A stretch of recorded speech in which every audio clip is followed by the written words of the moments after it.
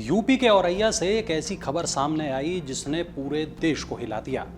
अभी तक हर कोई मेरठ वाली खबर के बारे में ही बात कर रहा था, मुस्कान, सौरभ और साहिल के बारे में बात कर रहा था, लेकिन अब औरैया की इस खबर ने सनसनी फैला दी है। खबर है कि दिलीप, अनुराग और प्रगति की पत्नी प्रगति ने अपने प्रेमी अनुराग की मदद से अपने पति दिलीप की हत्या करा दी। शादी के महज 15 दिन बाद हुई इस घटना की सच्चाई क्या है, पुलिस को अब तक क्या कुछ पता चला है और इस केस में कौन से नए खुलासे हुए हैं, चलिए बताते हैं आपको। नमस्कार, मैं वरुण कुमार और आप देख रहे हैं अमर उजाला। दिलीप यादव की हत्या के मामले में एक और बड़ा खुलासा हुआ है। शूटरों ने उसे मारकर लहूलुहान कर दिया था।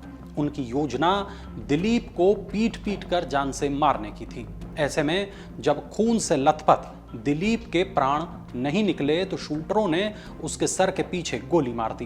पोस्टमार्टम और सीटी स्कैन में यह जानकारी सामने आई है।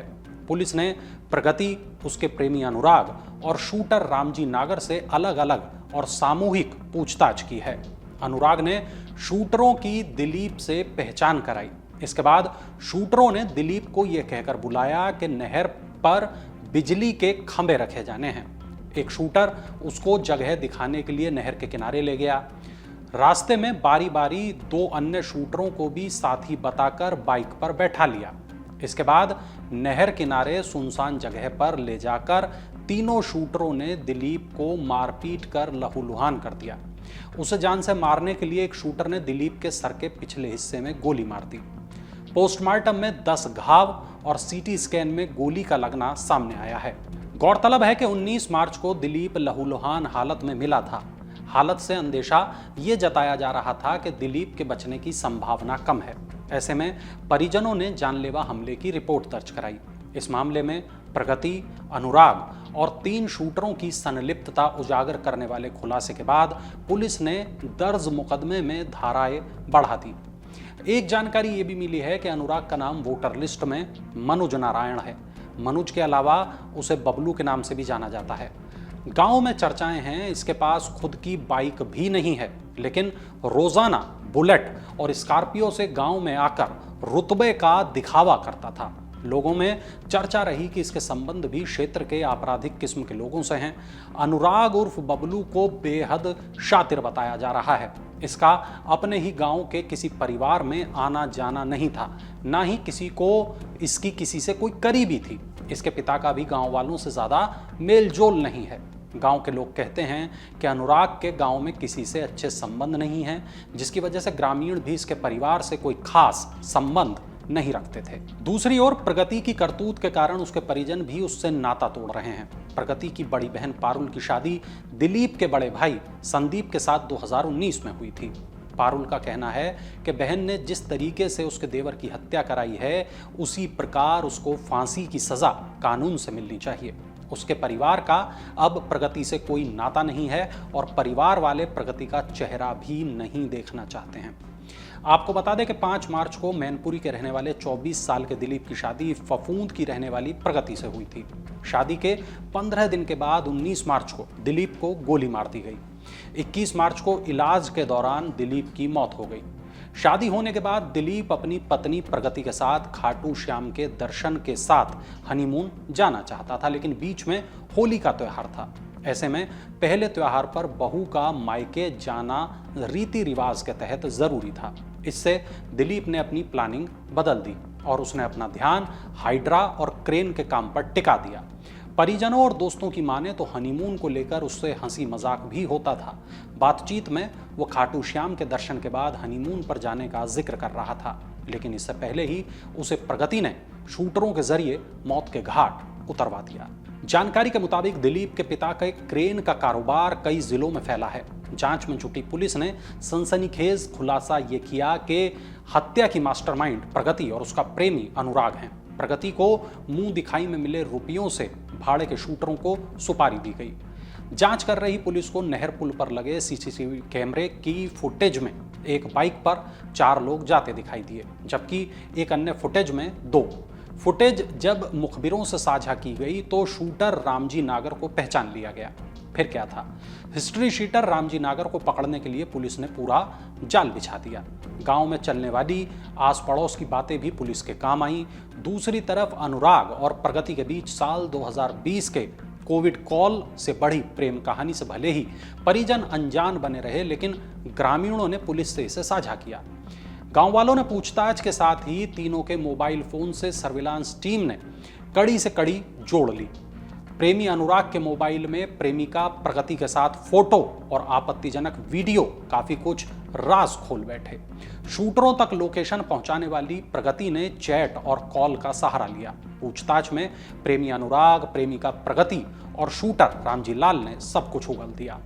प्रगति के बड़े भाई आलोक यादव ने बताया कि जयमाल और मुंह दिखाई में लगभग 32,000 रुपए उसकी बहन को मिले थे। उसमें से 25,000 रुपया सुरक्षित रखा है। वहीं ससुराल और मायके पक्ष और चढ़ावे के अधिकतर जेवर भी सुरक्षित हैं। अगर बहन ने सुपारी का पैसा दिया तो कहां से लेकर दिया, इसका पता नहीं चला है। प्रगति के भाई ने यह भी बताया कि अनुराग से उनके परिवार के कोई संबंध नहीं थे और न ही प्रगति की शादी में उनके परिवार को निमंत्रण दिया गया था। पति की हत्या की आरोपी प्रगति के घर अब सन्नाटा पसरा हुआ है। गांव में मेन रोड के किनारे बने 2 मंजिला मकान के बाहर बुधवार को पूरी तरह सन्नाटा था। उसके बुजुर्ग माता पिता बीमार हैं और घर के अंदर हैं। उन्हें वारदात की जानकारी नहीं दी गई है। बड़ा भाई आलोक ही घर में है।